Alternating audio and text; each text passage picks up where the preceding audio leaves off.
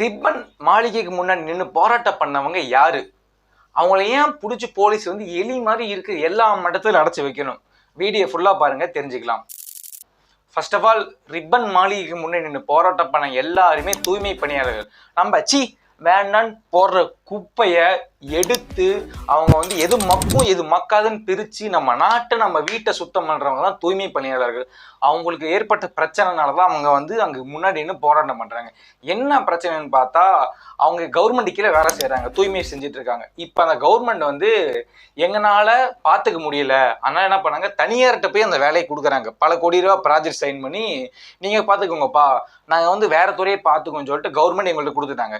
இவங்கள்ட்ட போகும்போது என்ன ஆகுதுன்னா, இவங்க என்ன சொல்கிறாங்கன்னா, ஒரு ஏஜ் லிமிட்டுக்கு மேலே நாங்கள் வந்து ஆளை எடுக்க மாட்டோம், சம்பளத்தை பாதியாக குறைப்போம், லீவு சம்பளம் தரமாட்டோம், லீவு தரமாட்டோம்னு சொல்லிட்டு ஏகப்பட்ட ரூல்ஸ் இவங்க போட்டு வைப்பாங்க. ஆனால் கவர்மெண்ட் அப்படி கிடையாது, கொஞ்சம் ஃபெசிலிட்டி அதிகமாக இருக்கும்.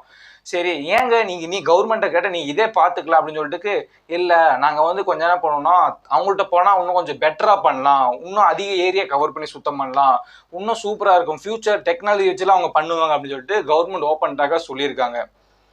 ஒருத்தருக்கா சொல்லியிருந்தாங்க, நான் வந்து படிக்கவும் இல்லை, 20 வருஷமா இங்கே தான் என்ன பண்ணியிருக்கேன், சுத்தம் செஞ்சுட்டு இருக்கேன், திடீர்னு எனக்கு ஒரு கம்பெனியில் வேலை கட்ட எப்படி தருவாங்க, அந்த வேலையை விட்டு போனால் எப்படி, எனக்கு 45 வயசு ஆயிடுச்சு, ரொம்ப வருத்தப்படுறாங்க. ஓகேங்களா? முடிஞ்சளவு இந்த வீடியோ ஷேர் பண்ணி நீங்களும் ஒரு குரல் கொடுக்குற மாதிரி பண்ணுங்க. பிறகு சந்திப்போம்.